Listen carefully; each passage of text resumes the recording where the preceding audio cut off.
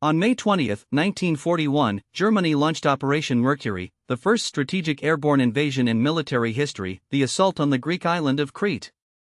For Hitler, controlling Crete was essential to protecting the Ploiești oil fields in Romania and securing Germany's southern flank ahead of the planned invasion of the Soviet Union.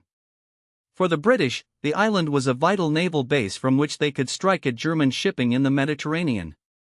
The Allied defenders numbered approximately 40,000 men, a mixed force of British, Australian, New Zealand, and Greek troops under the command of Major General Bernard Freyberg, a decorated New Zealander.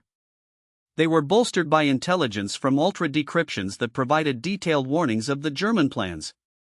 Yet despite knowing the date and general nature of the attack, Freyberg faced a severe shortage of heavy weapons, armor, and aircraft. The Luftwaffe enjoyed complete air superiority.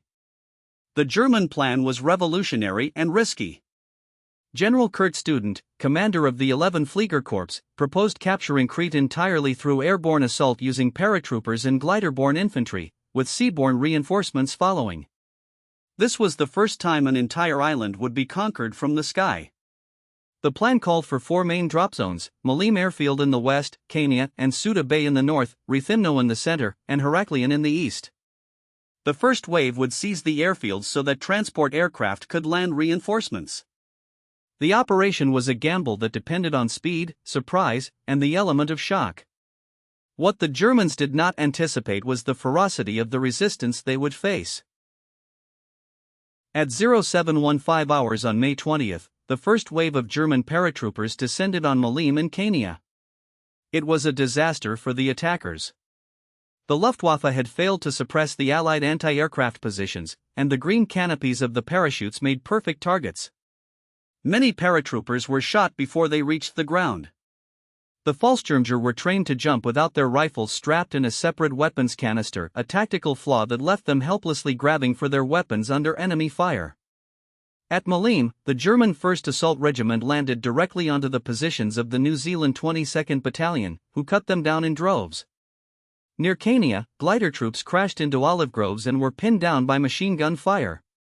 The situation was so dire that Student later called it the hour of the paratroopers' death.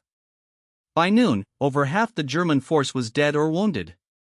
The second wave, targeting Rethymno and Heraklion, fared no better. Transport aircraft arrived late, scattered their drops over miles of countryside, and many paratroopers landed on rocky hillsides or in the sea.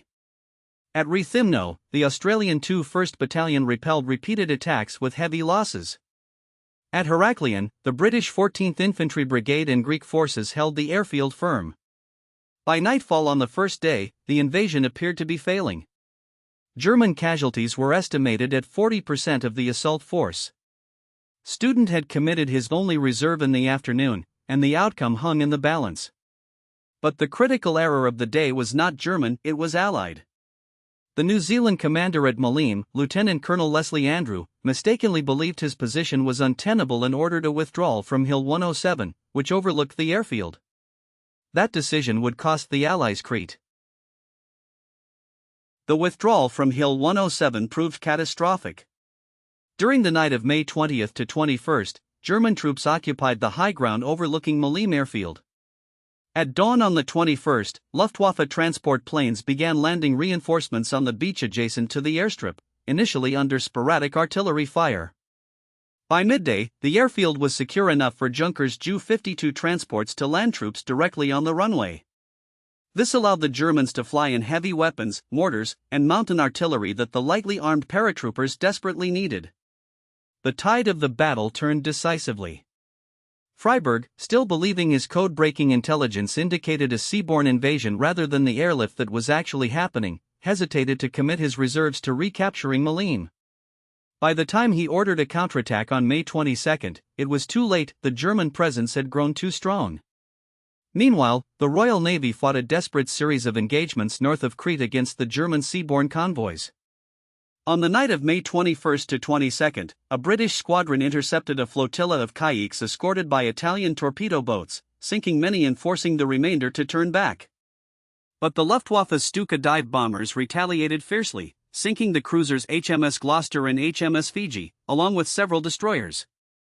Over 3 days of constant air attack, the Royal Navy lost 3 cruisers and 6 destroyers, with many more damaged.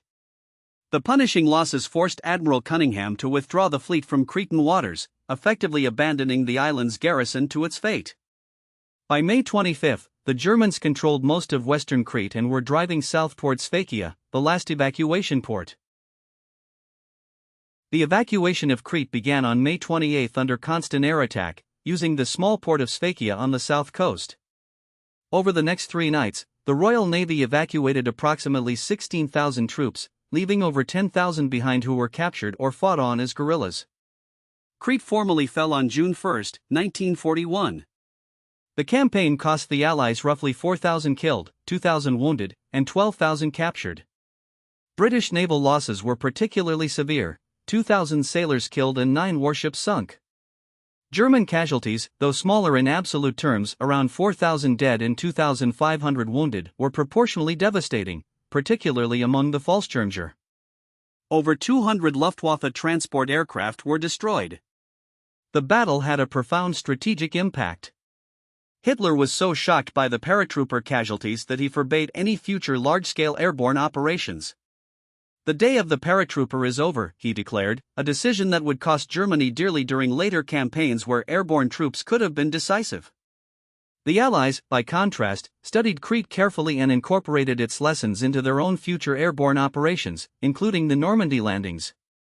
For the Greek people, the Battle of Crete became a defining moment of national resistance. The Cretan civilian population fought alongside the defending troops with extraordinary courage. Men, women, and even children attacked German paratroopers with knives, farm tools, and captured weapons. The Germans responded with brutal reprisals, executing hundreds of civilians in villages around the island.